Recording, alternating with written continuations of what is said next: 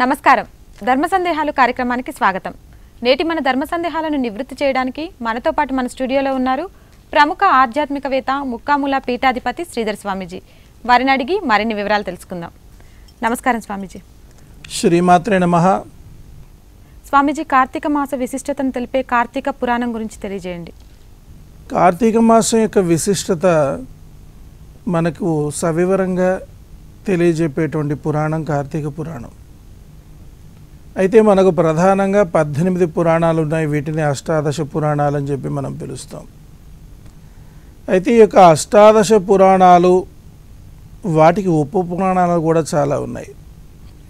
అయితే ఈ యొక్క అష్టాదశ పురాణాలలో కార్తీక పురాణం కనబడకపోయినప్పటికీ కూడా ఈ యొక్క అష్టాదశ పురాణాల్లో అతిపెద్ద పురాణమైనటువంటి స్కాంద పురాణం, ఇది చాలా మహిమాన్వితమైనటువంటి పురాణం. ఇది అష్టాదశ పురాణాల్లోనూ కూడా అతిపెద్ద పురాణము.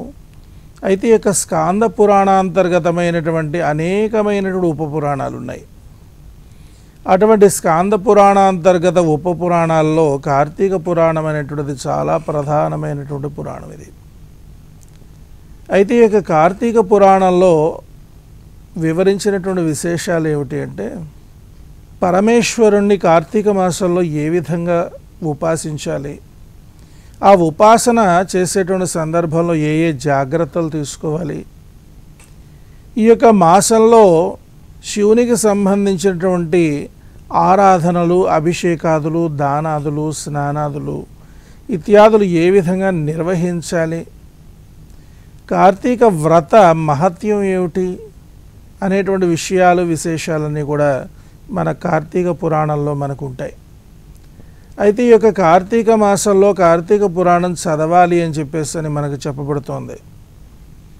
కార్తీక మాసం అనేటువంటిది మహిమాన్వితమైన మాసం అనేటువంటి సంగతి కార్తీక పురాణాన్ని బట్టి మనకు అవగతం అవుతూ ఉంటుంది. స్వామీజీ, కార్తీక మాస విశిష్టతను తెలియజేసే కార్తీక పురాణం గురించి తెలియజేయండి. అయితే ఈ యొక్క కార్తీక పురాణము పరమ పవిత్రమైనటువంటి పురాణంగా మనం భావిస్తూ ఉంటాం. అయితే ఈ యొక్క కార్తీక పురాణానికి సంబంధించినటువంటి విశేషాలన్నీ కూడా మనం పరిశీలించినట్లయితే, కార్తీక మాసం అనేటువంటిది మహిమాన్వితమైన మాసము, శివకేశవాత్మకమైన మాసము. ఈ యొక్క మాసాన్ని ప్రతి సంవత్సరం కూడా భక్తులందరూ కూడా సద్వినియోగం పరచుకోవాలి అనేటువంటి సత్యం మనకు బోధపడుతుంది. ఈ యొక్క మాసంలో చేసేటువంటి స్నాన, దాన, పూజ, స్తోత్ర, జప, ధ్యాన, హోమాదులకు అఖండ ఫలం ప్రాప్తిస్తుంది అని చెప్పేసి మనకు తెలుస్తుంది. అటువంటి మహిమాన్వితమైన పురాణమే ఈ యొక్క కార్తీక పురాణం. ఇది స్కాంద పురాణాంతర్గతమైనటువంటి మహిమాన్విత పురాణం ఇది. స్వామీజీ, కార్తీక పురాణాన్ని ఎవరితో చెప్పారు? ఈ యొక్క కార్తీక పురాణాన్ని మరి సూత మహర్షి, ఈ మహానుభావుడు వ్యాస భగవానుని యొక్క ప్రియ శిష్యుడు. వ్యాస భగవానుడు వేదాంగాలు, పురాణాది అత్యద్భుతమైన వ్రత విధానాలు ఇవన్నీ కూడా తన కుమారుడైనటువంటి శుకయోగీంద్రుడికి ఉపదేశిస్తున్న సమయంలో ఈ యొక్క సూత మహర్షి ఈ యొక్క పురాణాలన్నీ కూడా విన్నాడు. ఈ యొక్క సూత మహర్షి మహాపౌరాణికుడు, మహామేధస్సు కలిగినటువంటి వాడు, అదేవిధంగా ఏకసంతగ్రహే. అటువంటి ఈ యొక్క సూత మహర్షి అత్యద్భుతమైనటువంటి అష్టాదశ పురాణాలన్నీ కూడా మహర్షులకు అందించినటువంటి వాడు.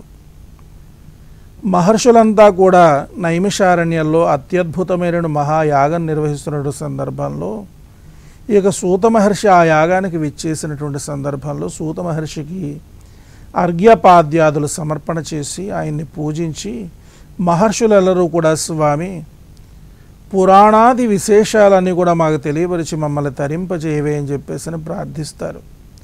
అటువంటి సందర్భంలో అనేకమైన పురాణాలు, ఆ ఉప పురాణాలు, కథలు, వ్రత విధానాలు సూత మహర్షులందరికీ కూడా సవివరంగా వివరించడం జరిగింది.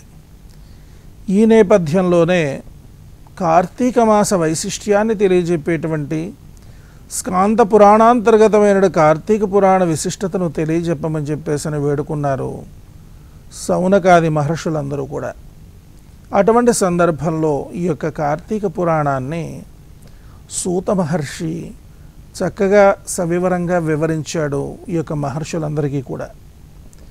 అయితే ఈ యొక్క పురాణం అనేటువంటిది నైమిషారణ్యంలో మహర్షుల ద్వారా మనందరికీ కూడా ప్రాప్తించడం జరిగింది. అయితే ప్రప్రథమంగా ఈ యొక్క పురాణ మహత్యాన్ని పరమేశ్వరుడు పార్వతీ అమ్మవారికి తెలియచెప్పాడు. అనంతరము మహావిష్ణువు లక్ష్మీ అమ్మవారికి వివరించాడు. అనంతరము వశిష్ఠ మహర్షి జనక మహర్షికి ఉపదేశించాడు. ఇది మహామహిమాన్వితమైనటువంటి పురాణంగా మనకి తెలుస్తోంది. మరి ఉపపురాణాల్లో ప్రత్యేకంగా మాసాన్ని ఉద్దేశించినటువంటి అత్యద్భుతమైన పురాణంగా దీన్ని మనం గుర్తించడం జరుగుతుంది. అటువంటి ఈ పురాణాన్ని కార్తీక మాసంలో కనుక పఠించినట్లయితే అఖండ ఫలం మనకి ప్రాప్తిస్తుంది. శివ విష్ణు సాన్నిధ్యాలు మనకి లభిస్తాయి. మనం విష్ణు భక్తులమైతే కనుక మనకు వైకుంఠ ప్రాప్తి, శివభక్తులమైతే కనుక కైలాస ప్రాప్తి మనకి లభించడం జరుగుతుంది. అటువంటి అద్భుతమైన పురాణమే ఈ యొక్క కార్తీక పురాణం. కార్తీక పురాణాన్ని ఏ విధంగా పారాయణం చేయాలంటారు? ఏదైనప్పటికీ కూడా, ఏ పురాణం అయినప్పటికీ కూడా పారాయణం చేసే పద్ధతి అనేటువంటిది ఉంటుంది. ప్రత్యేకంగా ఈ యొక్క పురాణాన్ని మనం పారాయణం చేసేటువంటి సందర్భంలో మనం శుచిర్భూతులం కావాలి. అంటే చక్కగా శిరస్నానం ఆచరించి, భస్మరేఖలు ధరించి, చందన కుంకుమాదులు ధరించి, సంప్రదాయ వస్త్రధారణ చేసి, చక్కగా రుద్రాక్ష మాలికలు ధరించి, అద్భుతమైనటువంటి దర్భాసనం మీద పద్మాసనం వేసుకుని కూర్చొని వ్యాసపీఠం పైన ఈ యొక్క పురాణ గ్రంథాన్ని ఉంచి, ఈ యొక్క పురాణ గ్రంథాన్ని యథాశాస్త్రీయంగా షోడశ ఉపచార పద్ధతుల్లో పరమేశ్వరుణ్ణి ఏ విధంగా మనం ఆరాధిస్తామో ఆ విధంగా ఈ యొక్క పురాణాన్ని పూజించి మంగళహారతిచ్చి ఆ యొక్క పురాణాన్ని పఠించడం ప్రారంభించాలి. ఈ విధంగా ఈ పురాణాన్ని మనము కార్తీక మాసంలో ప్రతిరోజు పూర్ణ పురాణ పారాయణం చేసుకోవచ్చు. లేదంటే కనుక ఒక్కొక్క రోజు ఒక్కొక్క అధ్యాయం చొప్పున చదువుకుంటూ మాసంలో ఈ యొక్క పురాణాన్ని మనం పూర్తి చేయవచ్చు. ఈ ప్రకారంగా కార్తీక పురాణాన్ని పారాయణం చేయాలి అని చెప్పేసి చెప్పబడుతోంది. ఈ పురాణ పారాయణం అయిపోయిన తర్వాత తిరిగి మరల మంగళహారతిచ్చి నీరాజన మంత్ర పుష్పాదులు సమర్పణ చేసి ఆ యొక్క ఫలితాన్ని పరమేశ్వరుడికే సమర్పణ చేయాలి. ఈ ప్రకారంగా శుచిర్భూతులై నిర్మల నిశ్చల చంచల భక్తి విశ్వాసాలతో మరి చక్కని ఆసనాన్ని వేసుకొని ఈ ప్రకారంగా కనుక ఎవరైతే కార్తీక పురాణాన్ని పఠనం చేస్తారో పారాయణం చేస్తారో శివానుగ్రహాన్ని సంపూర్ణంగా సాధించుకుంటారు. స్వామీజీ, కార్తీక మాసంలో కార్తీక పురాణం దానం చేయడం ద్వారా కలిగే ఫలితం ఎలా ఉంటుంది? సాధారణంగా మనమంతా కూడా ఏం చేస్తూ ఉంటామంటే ఆ యొక్క పురాణాలు కానీ గ్రంథాలు కానీ మనకు లభించినట్లయితే కేవలము స్వార్థ చిత్తంతో మనం మాత్రమే పఠించుకుంటూ ఉంటాం. చాలామందిని మనం చూస్తూ ఉన్నట్లయితే అత్యద్భుతమైన గ్రంథరాజ్యాలను రహస్యంగా దాచిపెట్టేస్తూ ఉంటారు. ఆ విధంగా దాచినట్లయితే శివుని యొక్క ఆగ్రహానికి గురి కావలసి వస్తుంది. పరమేశ్వరుడు గురవే సర్వలోకానాం భిషజే భవరోగిణాం నిధయే సర్వ విద్యానాం దక్షిణామూర్తయే నమః. గురవే సర్వలోకానాం, సర్వలోకాలకి గురువు. నిధయే సర్వ విద్యానాం, సర్వ విద్యలకు నిధి. అటువంటి యొక్క దక్షిణామూర్తి త్రిజగద్గురువు. ఈ యొక్క జగత్తులో ఉన్నటువంటి ప్రతి ఒక్కరికి కూడా పురాణ పఠనాది కార్యక్రమాలు నిర్వహించడానికి అధికారం ఉంది. చతుర్వేదాలు అధ్యయనం చేయడానికి అధికారం ఉంది.